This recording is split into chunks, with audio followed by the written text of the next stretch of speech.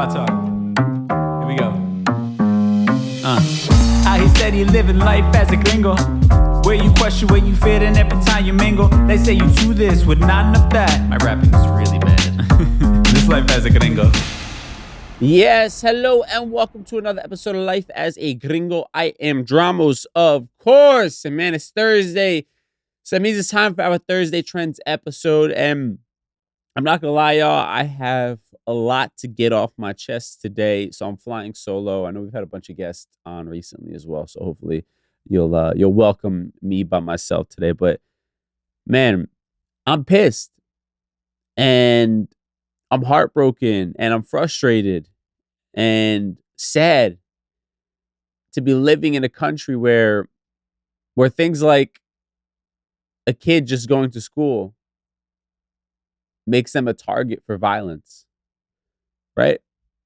And obviously, I'm referencing the school shooting that happened in Tennessee this last week, and man, this horrendous cycle that continues in this country, and that nobody seems to give a shit about, right? And when I say nobody, I don't mean us, the people. I know we're all pissed off. We're all tired of this showing up on our feeds, and on the news and having to talk about it, right? But the people in charge, the ones who are the lawmakers, they don't seem to give a shit.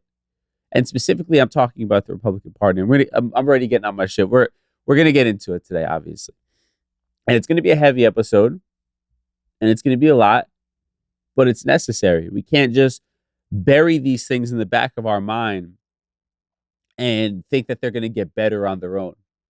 We need to apply pressure in any way we can, in the small way that I might be able to with this podcast of making people aware of what the fuck is going on.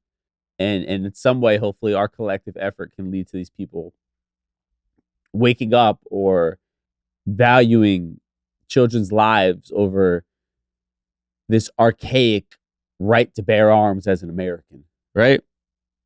So we're going to be talking about this today. I'm only going to talk about two things on today's show. We're obviously going to cover this school shooting in Tennessee because I just think it's important. And there are so many people just feeding bullshit excuses and not doing anything. And I want to make sure I highlight that and give some statistics about what the fuck is going on in this country right now, because it's very scary. And anybody with a child out there listening, I'm sure there's parts of you that wonder, should I even be sending my kid to school anymore? Can I figure something else out? Or when you do send your kids off to school, you hug them a bit tighter just because of all that is going on. I can't imagine that. So we're going to talk about that today on the show, obviously.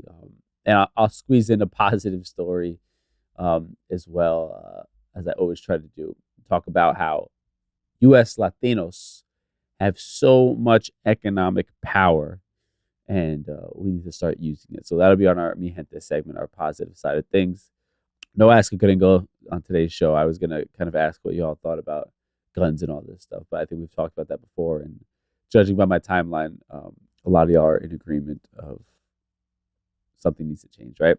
So I just wanted to kind of vent a little bit, put out there some facts, and have a conversation around this horrific shooting that happened in Tennessee, and just guns as a whole in this country. So we'll talk about that in a deep dive in a segment we call For the People in the Back. Say it louder for the people in the back.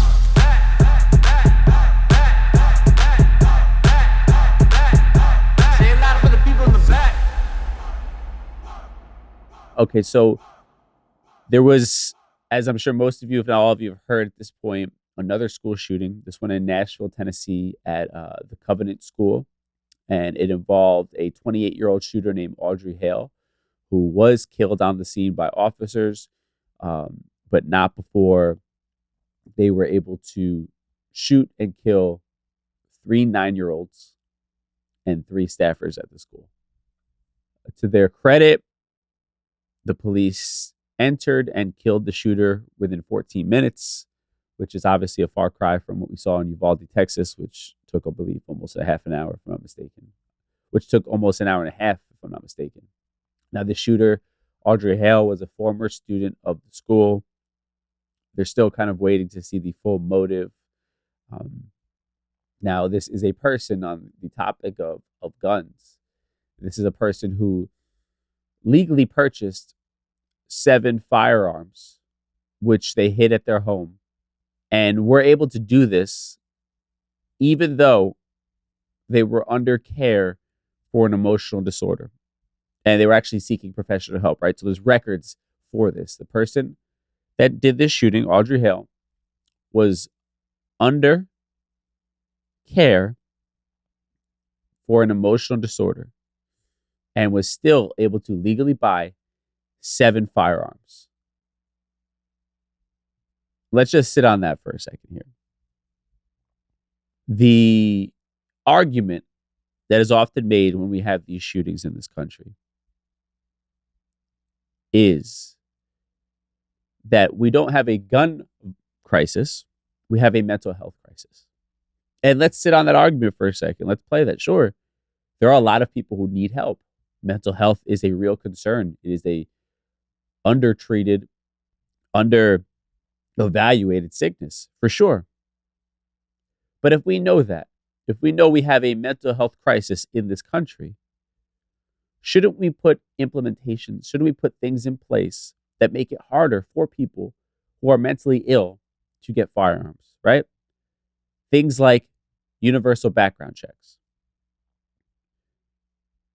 Having to disclose things like universal background checks, right? Making it more difficult for someone to obtain a firearm, that they have to actually, go through some sort of mental check, and, that they have to maybe even show their own medical records, right? You're trying to purchase a firearm, something that could take the lives of others. I think you should probably have to give up some of your freedoms in order to do that, right? But of course, that's infringing on Americans' rights, right? That's what Republicans will say. And listen, I've really tried to make it, I've really tried to come over to the other side and extend a hand, right? But at this point, if you still support the Republican Party, you are either out of your mind or you are an accomplice to the destruction of the very country that you claim to love. Either way is not good. Either way, I can't I can't support you. Either way, I can't extend a hand as a human being, because you obviously do not value the people of this country. Because like we're talking about here, this person, Audrey Hale, was under care for an emotional disorder, yet they were still able to buy 7 firearms legally. And you know why things like this happen?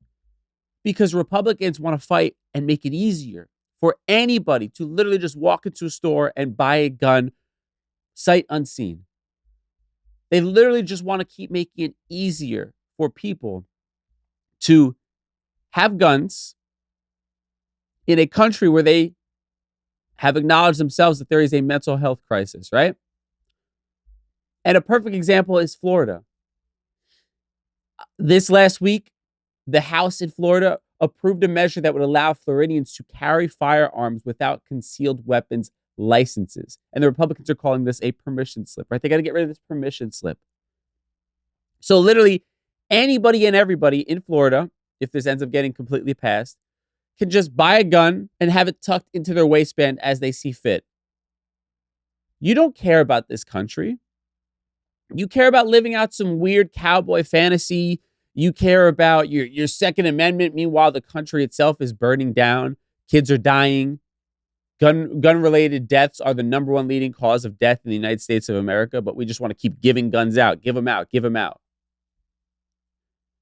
What the fuck?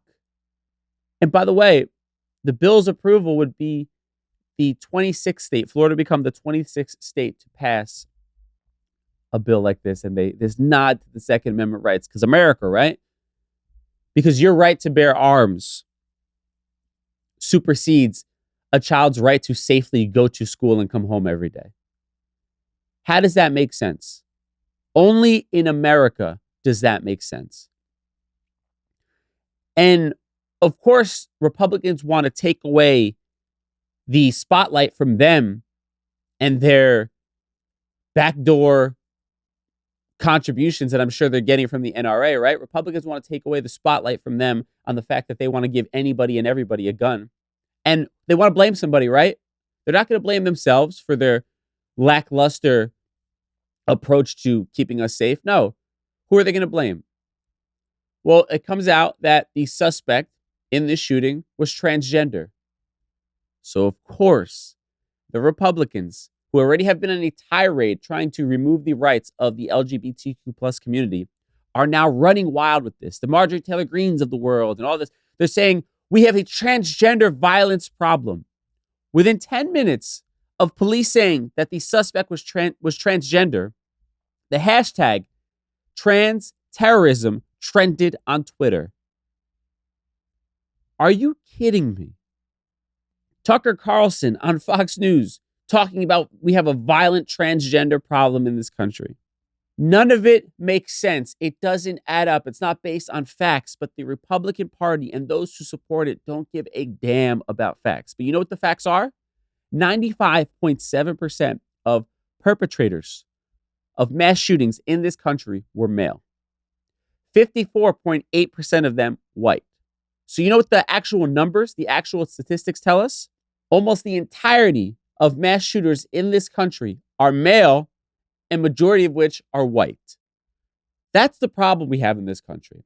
It's not transgender people creating these mass shootings and drag shows where kids are somehow, being put at risk. No, kids are being put at risk by just living their life, going to school every day because you want to make it easier for people to get guns who should not have guns. That's the problem. Point blank, that's the problem. It's nothing else. These are real facts, real statistics. This isn't opinion pieces by crazy people. This is real life. And again, as much as I've tried to extend a hand to the other side, if you refuse to believe real information, look at the facts, the credible numbers, there's nothing else I can talk to you about. You're out of your mind crazy, or you are just so obsessed with being a Republican, being a MAGA Donald Trump loyalist that you're willing to turn a blind eye to our children dying while just attending school.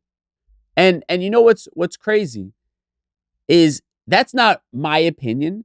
It's literally the words of people who are in office, Republicans who are in office. They're throwing their hands up and saying, hey, this is just the way things are, guys. Let's just learn to deal with it, right? Because you have Republican Congressman Tim Burchett from Tennessee, from the very state where this happened, speaking to reporters.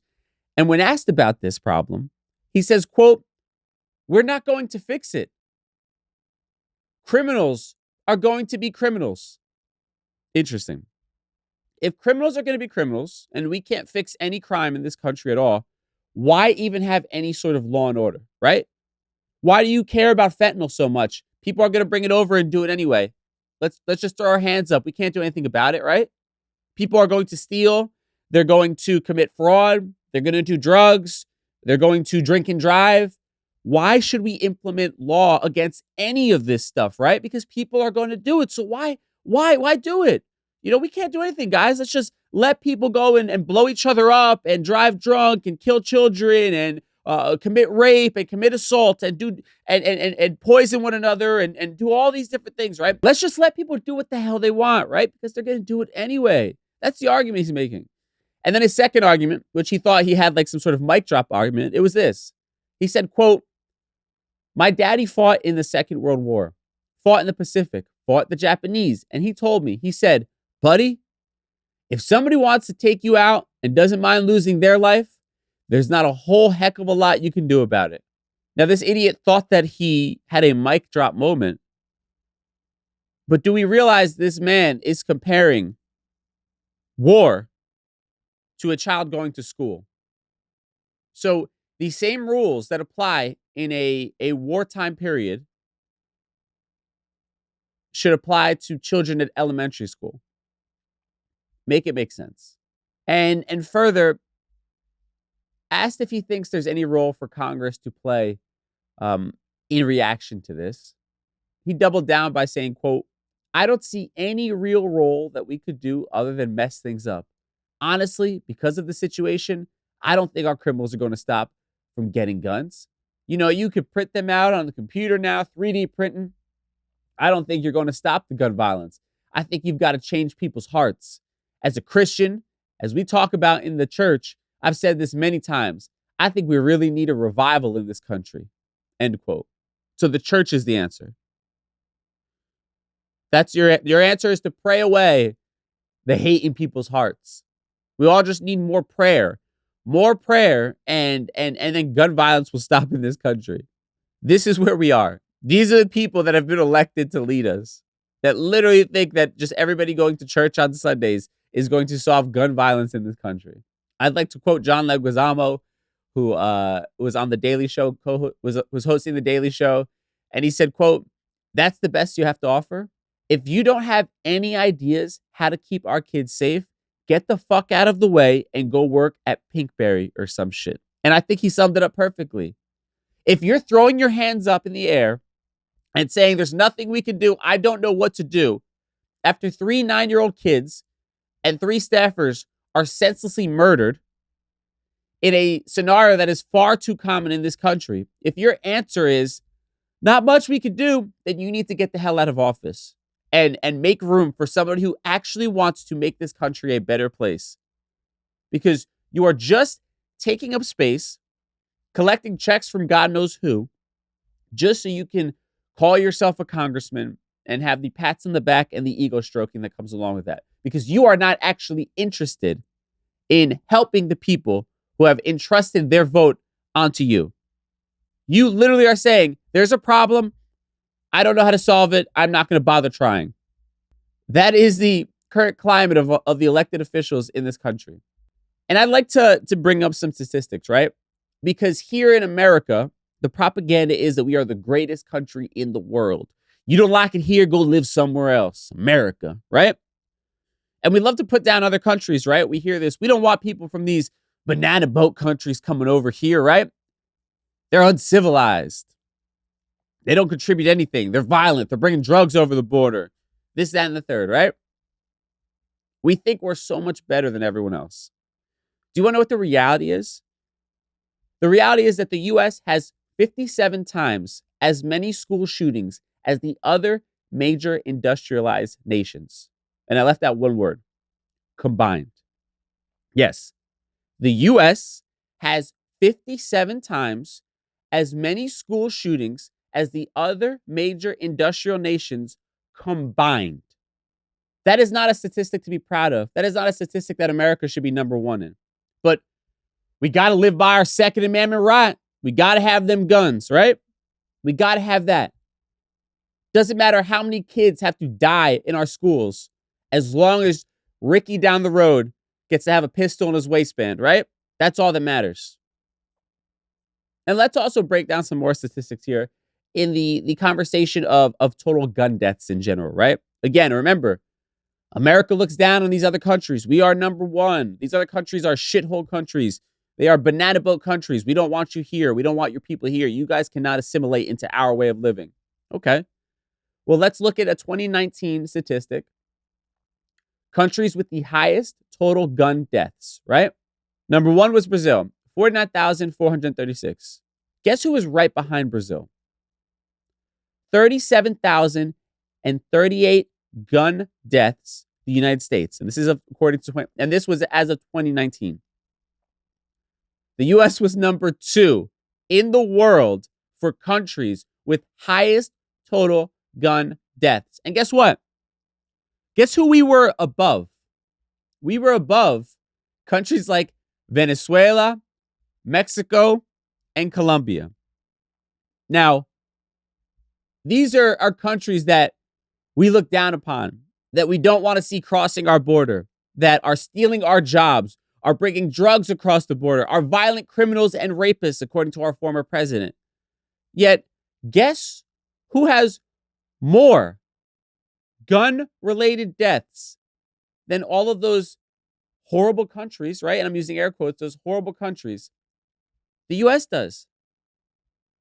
We are more violent and have a higher problem with guns than those countries that we look down upon. And by the way, it's not even close. The US had 37,000, Venezuela 28,000, Mexico 22,000, Colombia 13,000, US 37,000 total gun deaths in 2019. Guns are the number one leading cause of death in the United States for children. Think about that. The number one killer of kids in the United States of America is guns. But you, who support the Republican Party, who fight to have basically no law when it comes to guns, you're okay with that statistic as long as you get to stroke your ego holding a pistol in your hand. How do you sleep at night? How? How do you exist in this world? How do you watch this type of thing happen and not think to yourself, maybe I'm part of the problem? Maybe the thing that I'm fighting so hard for is actually doing more harm than good. Maybe I'm being selfish. That because I want to hold the power of a gun in my hand, it means that kids are going to continue to die at a disgusting rate in this country. And by the way, they're going to die while doing things like sitting in their elementary school classroom. How do you live with that? How do you sleep at night? How do you continue voting for people who obviously do not give a damn about children's lives in this country? They don't give a damn about the safety of the very people who vote for them. How do you sleep at night when you continue to vote for them? How do you sleep at night supporting the Republican Party, wearing your stupid MAGA hat? How? People are dying out here in these streets. Kids are dying while going to school. Yet somehow, some way, you are happily turning a blind eye to the real issue and supporting the very people who have blood on their hands. Now, on a somewhat positive side of things, you do have people who seem like they get the message. You had Democratic Representative Jamal Bowman literally yelling in D.C. as fellow representatives were leaving, yelling in the halls, shaming Republicans for not joining in to take action on having real gun reform in this country. And it actually led to a heated exchange between him and Republican Representative Thomas Massie. And it was captured on video, and this all happened outside of the House chambers. And do you know what Republican Thomas Massie's counter argument was? It was this: we should give teachers guns. So we have a gun problem in this country, and your answer is, let's put more guns out there in this country. Let's put teachers who already have enough shit on their plate and who didn't sign up to protect and serve, let's tell them, here's a gun, and now it's your job to save the lives of young children, because we don't give a shit enough to actually really solve the problem. So here's a Band-Aid. That's the solution. Give teachers guns. As we saw in Uvalde, Texas, the police were fearful for their own lives, to the point that they took an hour and a half almost to go inside of that classroom and take out the gunman. Police have gone through extensive training, know how to use their weapon, signed up for the job, knowing that this could be a situation, and they were still frozen with fear of the type of weaponry that this mass shooter had in Uvalde, Texas.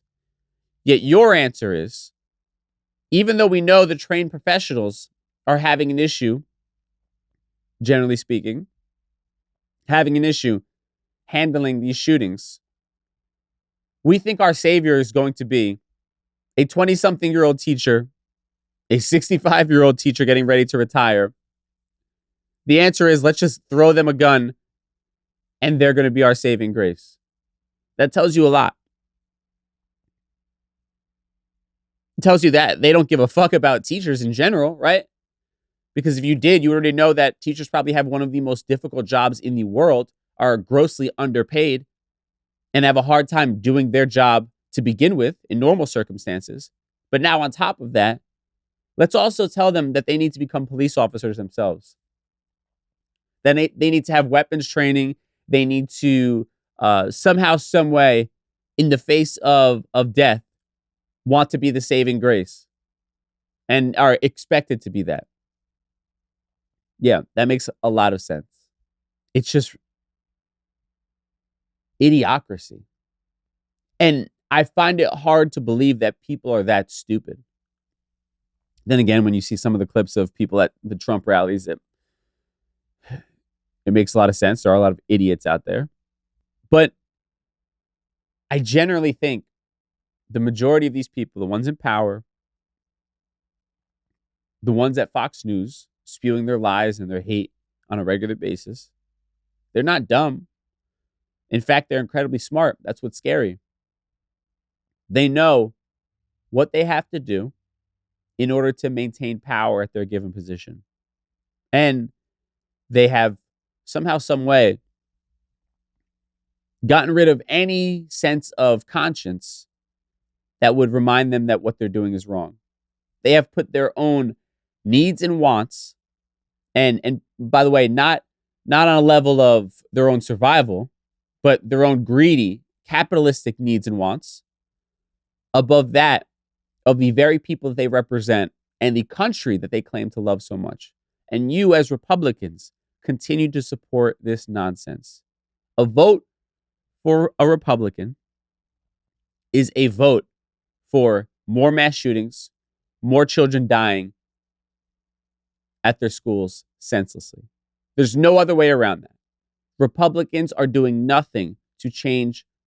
Republicans are doing nothing to correct this problem. They're throwing their hands up and saying criminals are going to be criminals. That's your answer. That's who you're voting for. You're literally voting for somebody who says, I don't care enough to figure out how to solve this problem. By the way, that congressman from Tennessee who said that criminals are going to be criminals, we're not going to fix it. Do you think he sends his child to school? No. He homeschools his kid. So, of course, he doesn't give a damn about this because it doesn't affect him. He's privileged enough to be able to afford to homeschool his kid and take his kid out of the line of fire.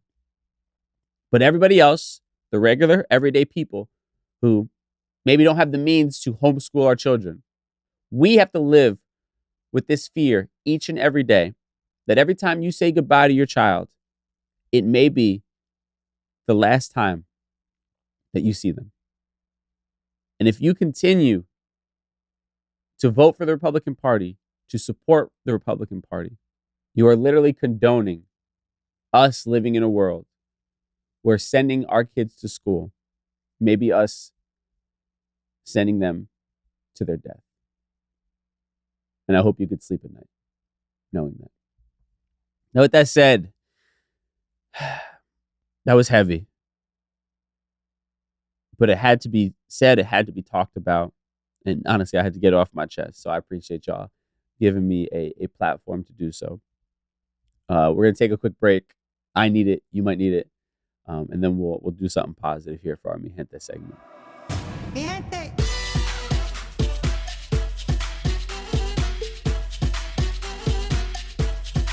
All right, so today obviously was a really heavy episode, the first half of the show. I do want to talk about some positive stuff, and I'm trying to shake the feelings from that last segment. On the positive side of things, there was this really incredible article, a study that was done, I should say, by UCLA, and it says that U.S. Latinos are the 5th largest economy in the world, right? Now, this is a study from UCLA's Center for Latino Health and Cultural Studies, published last year, and they're taking into account publicly available data from major U.S. agencies. And the report found that the total economic output, or GDP, of Latinos in the United States was $2.6 trillion in 2018. And they say that if Latinos living in the United States were an independent country, the U.S. Latino GDP would be the 5th largest in the entire world. It would be even bigger than the GDPs of countries like Italy, Brazil, or South Korea. So our economy, the U.S. Latino economy, if it was an independent country, would be the 5th largest in the world. We have so much fucking power, y'all, and we are not using it to our advantage. Like that, this is what stuff like this brings up for me. On a positive side, obviously. But we need to get organized and start speaking with our dollar, start supporting one another and building each other's businesses, because look at our power, our economic power right there. Now they go on to say that what surprised the researchers most was the growth of Latino GDP in the United States. Our economic output grew 21% faster than that of India and 30% faster than that of China. However, in California alone, Latino GDP in 2018 was nearly $707 billion. This is larger than the entire economic output of the state of Ohio. So the money we are making and our economic power is larger. So so our economic power, from working and all that stuff, in California, our Latinos in California, is bigger than the entire output of the state of Ohio. And anybody not familiar with GDP, it stands for gross domestic product. And I'm going to read a definition here just so we are on the same page. It is often cited in newspapers, on television news, and in reports by governments, central banks, and the business community. It has become widely used as a reference point for the health of national and global economies, right? And it's the total monetary or market value of all the finished goods and services produced within a country's borders, right? So all that we are producing, all that we are working, our output, it's our market value. That is what GDP is. And we're incredibly powerful, right? The work that we do, the products that we put out, our community, the output, economic output is incredibly powerful. And this is a quote from Hayes Batista, and she's the director. They're the director of UCLA's Center for Latino Culture and Health Studies. They said, immigrants have a higher labor force participation rate than those born here. And I just want to pause on that for a second, right? Because a lot of the immigrant blowback that you get and the hate that happens is immigrants are lazy and they're just here to, they're here to take advantage of our economy and just live off of the rest of us. So I'm going to repeat that quote. Immigrants have a higher labor force participation rate than those born here. So immigrants are participating in the labor force at a higher rate than those born here. So in fact, we're actually not lazy at all. We're outworking you. That's a fact. Now, the report found that our community's overall economic contribution is driven by rapid growth in human capital gains, a strong work ethic, and a positive health profile. Now, that's a lot of numbers, a lot of statistics and things like that. At the end of the day, it just shows you the power that we have as a community here in this country and why it's so important for us to come together and support one another, and why it's also important for us to take risks and to build things that are our own so we can help our own, right? Because when we talk about the labor force, I'm sure a lot of this stuff is us working for other people. We are making them an exceptional amount of money because of our work ethic, our output, our want to work. Imagine if we did that for businesses that we own, entrepreneurial ventures that were our own, investments that were our own. And that's what we have to recognize. We have so much fucking power, but society trains us to think that we're in the minority, right? The racist tropes of immigrants being lazy and we're eating off of somebody else's plate. None of that is true. None of that is real. The numbers show it. We need to stop living in fear of our own power. And again, it is like the immigrant mindset that many of us were taught. We've spoken about this on the show before. Keep your head down. Follow the status quo. But those days are over. We have real power, real economic power. And rather than breaking our backs to help other people get rich, we need to start doing it for ourselves. And I understand that not everybody is meant to be an entrepreneur. Not everybody is meant to open their own business and completely work for themselves. And that's fine. There's no shame in that. But support your own. Spend money with your own. If you see a Latin-owned business, support them. You see in the world of entertainment, a movie with a primarily Latin cast or led by a Latin actor or actress, support it. Support the television shows.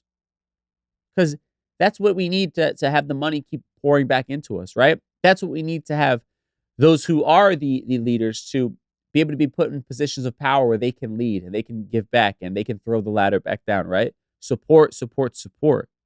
If you're not able to create, you're not in a position, it's just not your thing, that's fine. But all of us can support. It doesn't take much to support. Repost it on your social media. Tell your friend about something that someone from your community is doing. Suggest it. Go to their event. Again, all of this, it sounds small, but collectively makes a huge difference. We have so much untapped power, so much untapped potential, and the numbers show it. And we're the ones shooting ourselves in the foot because we have these limiting beliefs of what we're capable of. As crazy as this world is, as terrible as this country is in so many different ways, there's also so much fucking opportunity as long as we take action on it. And whatever that is, again, it could be something as small as just supporting somebody from the community in some way.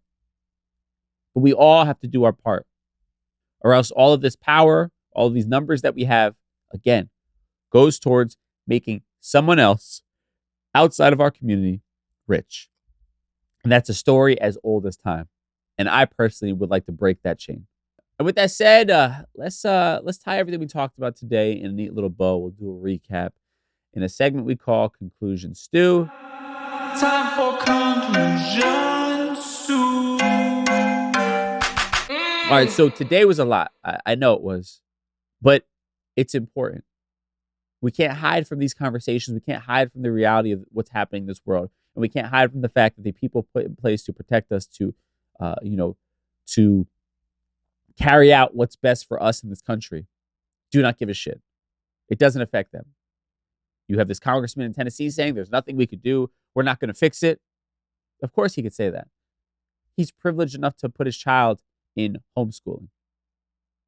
The rest of us who are not as privileged, this affects us. And we shouldn't accept a person in a leadership position throwing their hands up saying there's nothing we can do. Criminals are going to be criminals.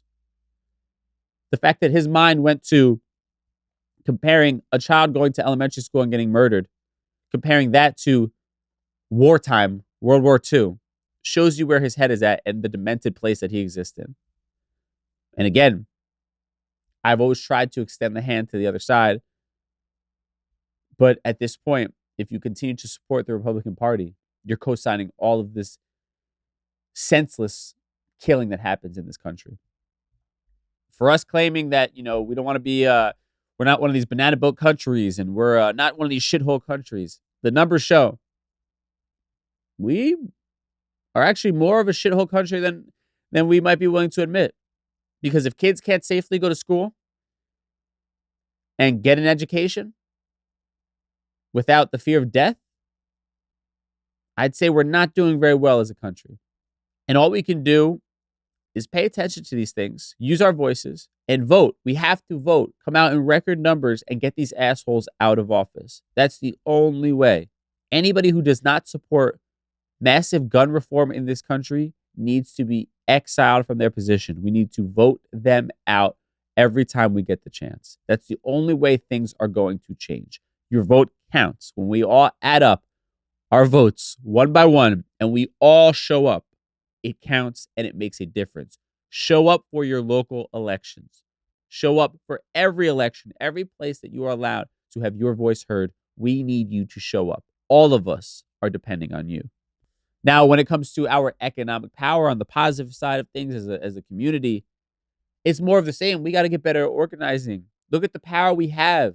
Like, we would be, if we were the Latinos in the United States, again, if we were an independent country, we'd have the 5th largest GDP in the world.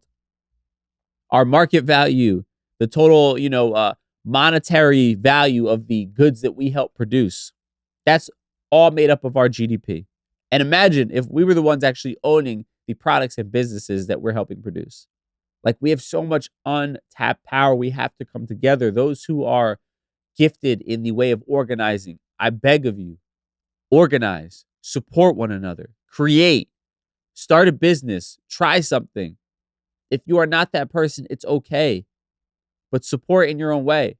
Share somebody's work, watch their movie, their television show, buy their product, whatever you can do. We need to come together and uplift each other because we have so much untapped power. And I personally am not going to be existing in a world where we just keep our head down and are just happy to be here. Those days are over as far as I'm concerned. So for the next generation, we need to instill in them a mindset that lets them know just how fucking powerful they are and all that is available to them if they put in the work and support one another. And thank y'all so much for supporting me with that said. I appreciate you. I started shipping out books for Just Be this week, signing them. We got some of the first edition left. So if you want to get that, want to get signed, order it now, justbe.nyc. After that, we're sending it to Amazon. I won't be able to sign them. Check out Street Soak Podcast. Season finale is actually this week, which is crazy. Go binge all the other episodes if you haven't yet. It's a daily inspirational podcast, Street Soak Podcast, that I host. And man, that's it. I'm going to probably unplug for the weekend and just collect my thoughts because it's been a heavy week, right? I hope y'all get the chance to do the same. And I'll catch y'all on Tuesday with a brand new episode. Till then, stay safe. And I'll talk to you soon. Peace.